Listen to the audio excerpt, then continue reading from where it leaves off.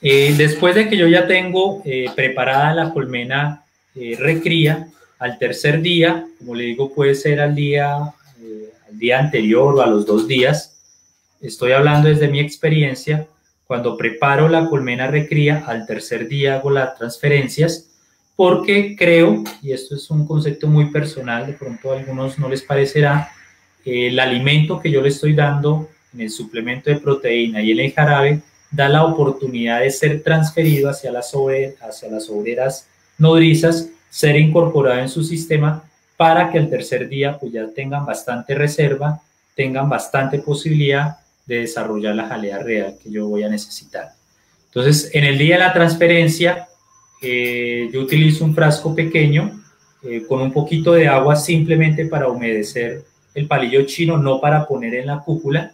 Eh, También utilizo un pincel, un paño húmedo para alojar tanto el cuadro de las larvas como los cuadros portalistones y poder mantener una humedad ideal para ellas, que no se van a resecar.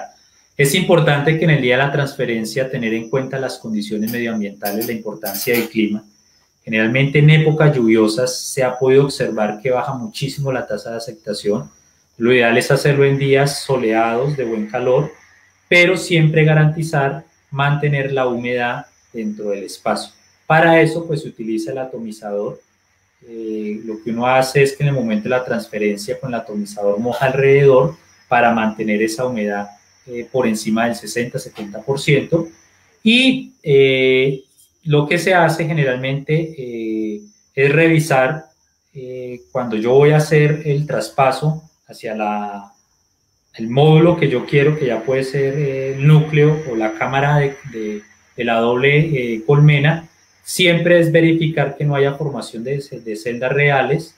Por precaución, pues yo me estoy llevando hasta el tercer día. A mí me toca empezar a revisar que no haya principios de formación de realeras, porque eso pues obviamente va a afectar mis niveles de aceptación. Si yo veo celdas reales, lo que hago es desecharlas. Si quiero utilizar el método de dilución de jalea real, pues hago cosecha también de esa jalea real que está ahí para empezar a transferir. Y en esto pues ya viene mucho de la transferencia de la larva, de la habilidad de la persona, de la práctica que tenga, y lo ideal es crear las condiciones necesarias para no llegar a lastimar la larva que yo voy a transferir. Y en la parte de abajo es una gráfica que muestra bastante bien cómo uno debe sacar de una forma correcta esa larva. Lo ideal es siempre buscar larvas que estén todavía abiertas, que tengan la U, la llamo yo personalmente la U bastante abierta, y ya larvas que estén con la U bastante cerrada, pues ya son larvas que no me van a servir porque ya tienen una edad de 3 o 4 días. Entonces siempre busco que la larva sea bastante abierta todavía y busco en la parte de atrás de la larva, me voy por la pared del alvéolo y trato de hacer palanca, ya sea con el estilete o con el palillo chino, de no tocar la larva. Y esa es la clave. Uno siempre se ir es por debajo de la jalea real que ya tiene, de la gota que esté ahí, es irse por debajo de la jalea real y tratar de sacarla. Y nunca irme por encima de ella para lastimarla y crearle algún tipo de lesión. Entonces, por eso en la gráfica de atrás, como les decía, siempre procuro que las larvas tengan bastante jalea real para darle una mayor oportunidad de irme por debajo y sacarla sin irla a lastimar o dañar. Entonces, eso pues también me va a garantizar a mí manejar ese rango de error que uno puede llegar a cometer. En estos momentos, inicialmente yo trabajaba muchísimo con la dilución de agua con jalea real, ponía una gotica en cada cúpula y encima de ellas hacía la transferencia. Finalmente, en estos momentos, ya hace mucho tiempo, la utilizo en seco, creo que es la mejor forma de hacerlo. Da muy buenos resultados, la aceptación sube bastante comparándola con la dilución y creo que generalmente es porque cuando uno no tiene esa dilución en la temperatura ideal, en las condiciones ideales, lo que está haciendo es afectar la larva que uno pone ahí. Entonces lo ideal es conservar la jalea real que tiene la temperatura, tiene la humedad correcta, tiene, digamos, las condiciones necesarias para poder hacer ese tipo de traslado. Entonces lo que hago es en seco, eso sí, tratando de retirar una gran cantidad de jalea real y la pongo directamente sobre la cúpula, como ustedes lo pueden ver ahí. Estas son transferencias, esos son estudiantes que yo tengo haciendo pasantía ahí en el SENA. Entonces aquí pues estamos en un día haciendo prácticas. Ellos pues desarrollaron muy rápido la técnica y tienen una facilidad grandísima de hacer esos traslarves y han tenido muy buenos porcentajes de aceptación. Ya al momento de pasar, cuando yo ya hago la transferencia, por recomendación, creo que lo mejor es utilizar un paño húmedo, evitando que le dé rayos solares directos a las larvas que yo tengo en las cúpulas ya instaladas y me mantenga las condiciones de humedad. Entonces siempre lo llevo en un paño húmedo, cuidando las larvas para que no vayan a verse afectadas por esas condiciones adversas. Y cuando llego ya al sitio donde las voy a poner, lo que hago es voltear con mucho cuidado ese cuadro portalistones, evitando que se van a desprender las larvas, evitando movimientos bruscos y poniéndolas con mucho cuidado para evitar pérdidas de larvas en ese momento. Algunas personas, y esto lo pongo más como referencia, les gusta hacer la doble transferencia de larvas. Entonces lo que hacen es que una larva que ya han transferido, regresan a los 2 o algún día, después de un día, retiran la larva que está ahí y vuelven y ponen otra larva de 1 o 2 días y dicen pues que les da muy buenos resultados. Esto simplemente lo pongo como referencia, que hay personas que les gusta, dicen que da muy buenos resultados, que da un tamaño de reinas de bastante pesadas, y lo pongo solo como referencia. Perfecto, Boris. Vale, aquí muestro una foto de las larvas en las cúpulas. Como ustedes pueden apreciar, todavía se encuentran bastante abiertas, son larvas de 2 días, no son tan cerradas, que son las larvas adecuadas que uno debería empezar a utilizar. Y ahí pues ya muestro cómo se pone, cómo queda alojada y con la gran cantidad de jalea real que sale en seco. Ellas no quedan solas, sino que quedan alojadas ahí con ese colchón de jalea real. Al día quinto, después de que yo hago la transferencia, a algunas personas les gusta que al día quinto verificar cuál fue el nivel de aceptación y simplemente es cortar el número de larvas transferidas sobre el número de larvas aceptadas, lo multiplico por 100 y ahí yo tengo cuál ha sido el porcentaje de aceptación.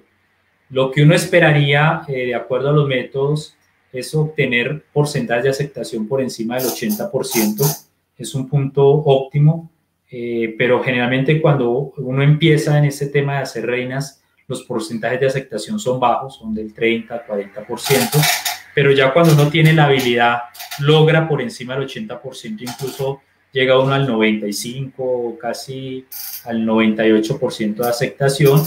Y con esto, pues cuando yo hago al día quinto la verificación, simplemente lo que me sirve a mí es determinar y poder planificar qué voy a hacer con las reinas que yo estoy produciendo.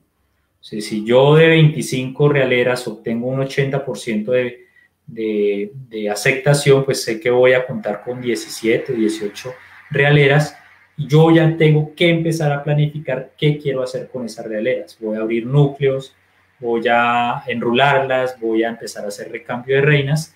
Entonces, aquí ya me sirve a mí saber precisamente con cuántas reinas voy a contar. Generalmente la verificación se debe hacer con mucho cuidado, porque recuerde que son larvas que tienen 5 o 6 días después de que yo hice la transferencia.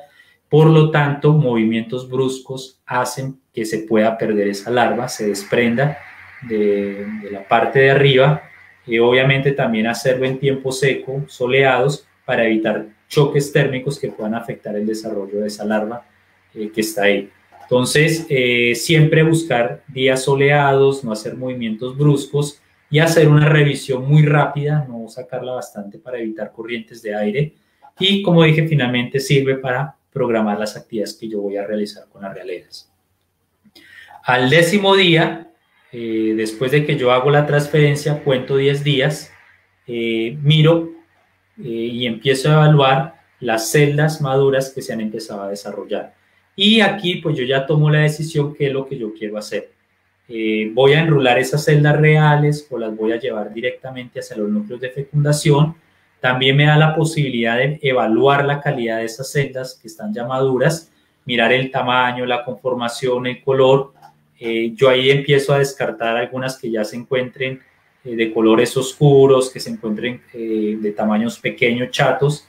Generalmente esas son celdas que posiblemente se perdieron. Entonces lo que hago es una selección y voy determinando cuáles son las celdas reales que me van a servir. Obviamente ya son celdas que permiten un manejo mucho más eficiente, o sea, yo las puedo mover, las puedo pasar a unas unas neveritas que yo utilizo, que ya les voy a mostrar, permiten hacer ciertos movimientos sin que se van a perder.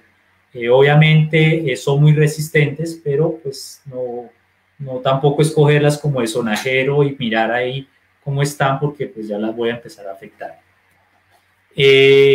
Cuando yo tomo la decisión de enrularlas, como vemos en el video, entonces aquí vemos un nivel de aceptación bastante amplio, y lo que yo hago es empezar a enrularlas porque voy a programar un nacimiento de la reina, o también quiero evitarme el problema de, digamos, no calculé bien la edad de alguna de las larvas y me pueden nacer un día antes. Entonces esa larva que nace, esa reina que nace, pues va hacia las otras y las puede matar. Entonces por eso a muchas personas les gusta enrular. También les gusta contar con reinas vírgenes. Personalmente no las utilizo, todo lo que yo manejo es por celda real, pero pues es simplemente como muestra. En la introducción de las realeras, dependiendo del manejo que uno quiera, hay muchísimos métodos de hacerlo. Generalmente lo que hago es armar un portanúcleos muy pequeño de 2 cuadros, como lo ven ustedes en la gráfica. Un cuadro tiene alimento, el otro cuadro tiene cría abierta o cría operculada. Me gusta más la cría operculada. Si no tengo cuadros con alimento, le pongo un alimentador y dejo orfanizar por 1 o 2 días. Generalmente al segundo día le implanto la realera, siempre pues coordinando y planificando muy bien las actividades.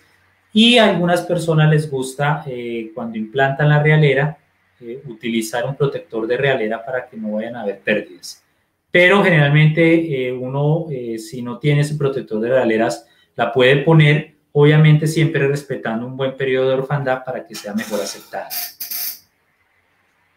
Ya cuando yo permito o programo nacimientos en el laboratorio para obtener nacimientos de reinas, aquí nosotros vemos a los estudiantes en laboratorio ya evaluando la calidad de las reinas vírgenes que han nacido. Nosotros generalmente lo que hacemos es hacer 2 tipos de evaluaciones.